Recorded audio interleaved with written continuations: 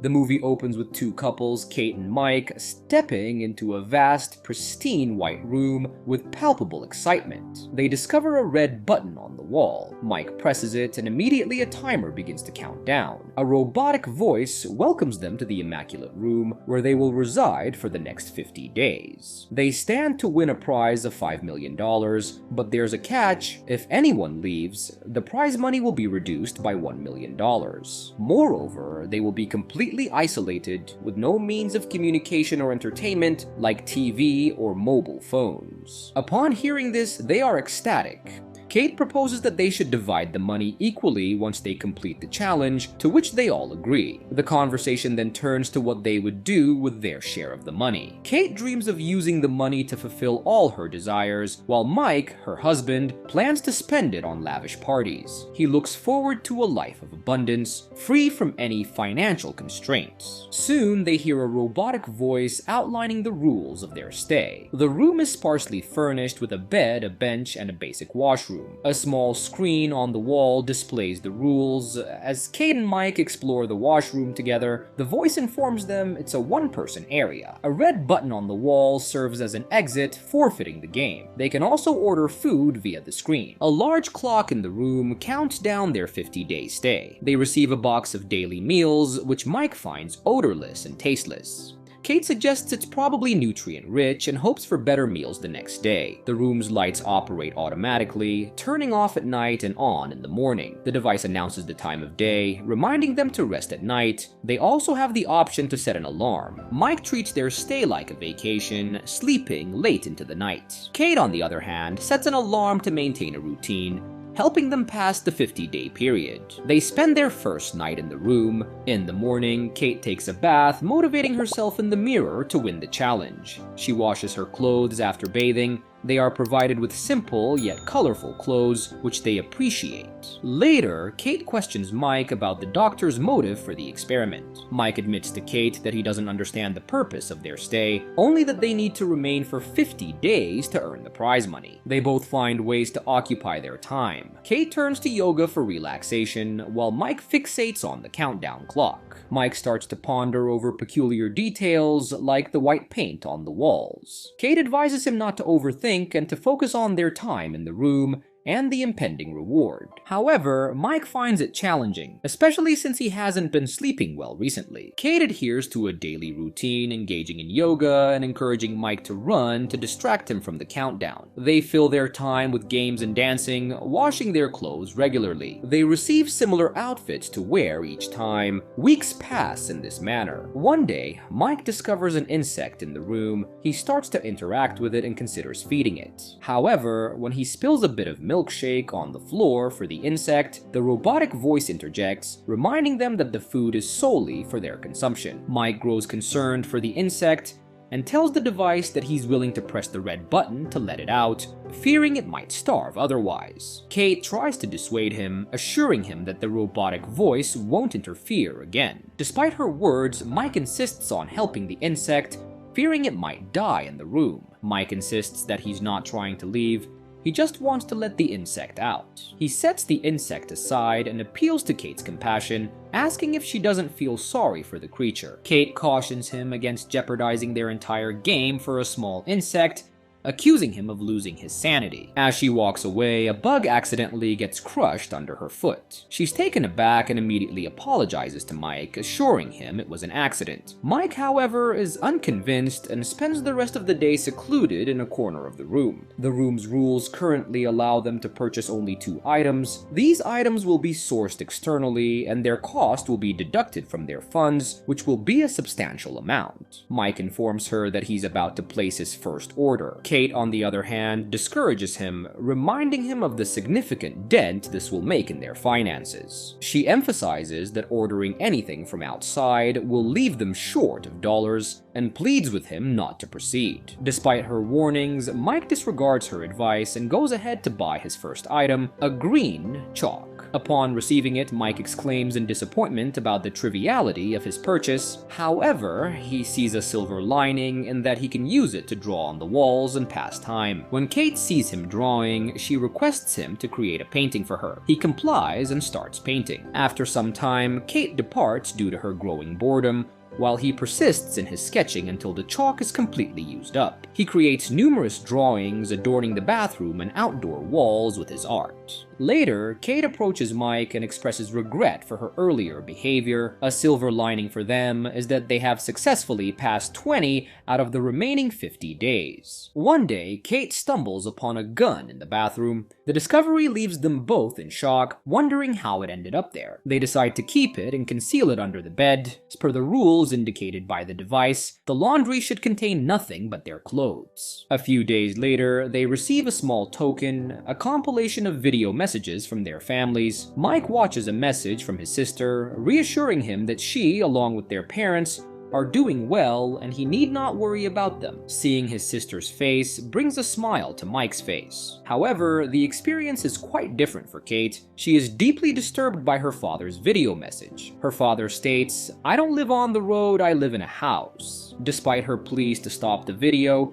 it continues to play. Overwhelmed by emotions, she retreats to the vicinity of the washroom and breaks down in tears. Hearing her sobs, Mike comes to comfort her, and they both eventually drift off to sleep. As morning arrives, Kate remains in bed, her sleep prolonged due to her deteriorating health from stress. When Mike inquires about her reluctance to rise, she confesses that seeing her father after many years has stirred up emotions. She admits that she often downplayed the existence of her father due to her embarrassment over his drinking problem and his failure to pay her school fees.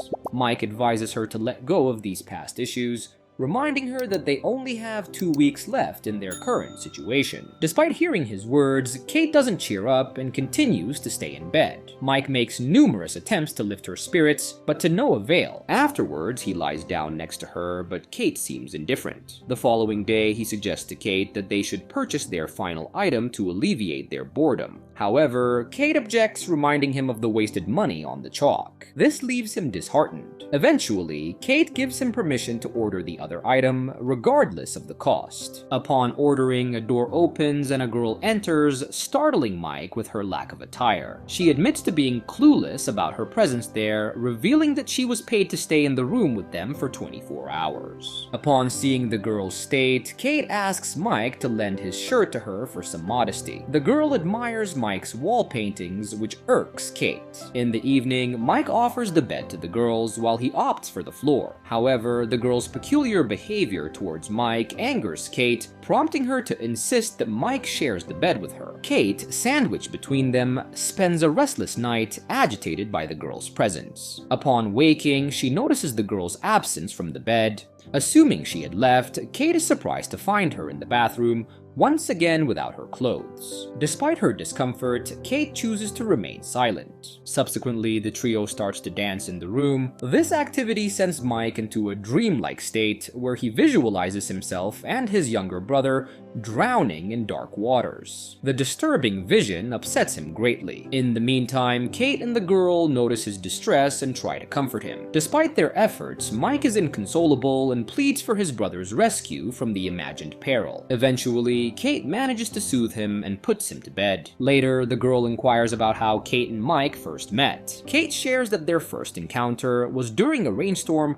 when Mike came to her aid as she didn't have an umbrella. They continue their conversation in this manner. After some time, Mike awakens and joins the girl in conversation. With Kate absent, they delve into discussions about their personal lives. The girl reveals that she lost her mother at a young age. As they share their familial struggles, they find solace in each other's company, fostering a strong friendship. The girl, in an attempt to lighten Mike's mood, holds his hand and encourages him to relax. Soon after, Kate returns and catches sight of them holding hands. This sight fuels her simmering resentment, as she had been tolerating their growing closeness. She confronts the girl, accusing her of trying to ensnare Mike and steal him away from her from the very beginning. Upon hearing Kate's accusations, the girl becomes incensed. She retorts, calling Kate peculiar for her lack of trust in her own husband. Their argument escalates, leading to a heated exchange. challenge. Eventually, an exasperated Mike intervenes, demanding silence. He then leaves the scene. The following morning, Mike wakes up feeling unwell. The girl has disappeared, but not before leaving a note for Mike. It reads, "No one has ever loved me the way you did, Mike." Upon discovering this message, Kate's anger towards Mike intensifies. Kate accuses Mike of being a fraud and deceiving her. Mike, however, denies this, insisting that the girl's note is misleading. He suggests that their current predicament is designed to provoke conflict and surrender, but Kate remains unconvinced. In her frustration, she shoves Mike, causing him to hit his head against the wall. The resulting injury angers Mike, who retreats from Kate. He defends himself, stating that he never deceived her. He recounts how he always ensured she never felt lonely or unhappy,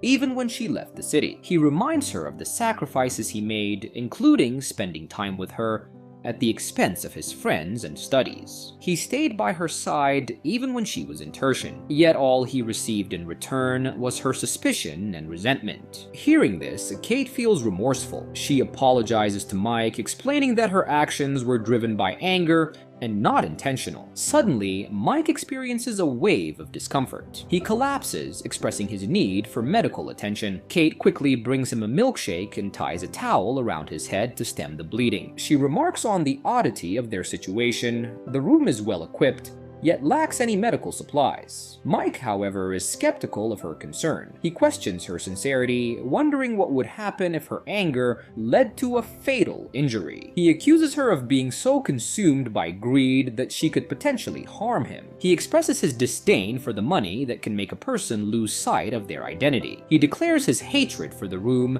and his intention to leave it as soon as possible. Kate prevents Mike from leaving, brandishing the gun they had discovered in the bathroom. She threatens Mike, warning him that she would shoot if he tried to leave. Undeterred, Mike presses the red button, causing the door to open, and he exits the white room. Following Mike's departure, Kate is overcome with loneliness and breaks down in tears. She falls asleep there, waking up later feeling despondent. She misses Mike, especially when she sees his drawings. With only 2 days left in the room, Kate could potentially win the challenge. However, she acknowledges her mistake and decides to leave as well, pressing the red button to exit. After a while, we see Mike running and unexpectedly encountering Kate. We learn that they hadn't seen each other for months after leaving the room due to their anger. Now, having moved past their issues, they decide to reconcile and head to a hotel for a meal. On their way, Mike questions Kate about whether she completed the challenge or left by pressing the red button. She remains silent and doesn't answer. Instead, she apologizes for her previous behavior and asks for his forgiveness.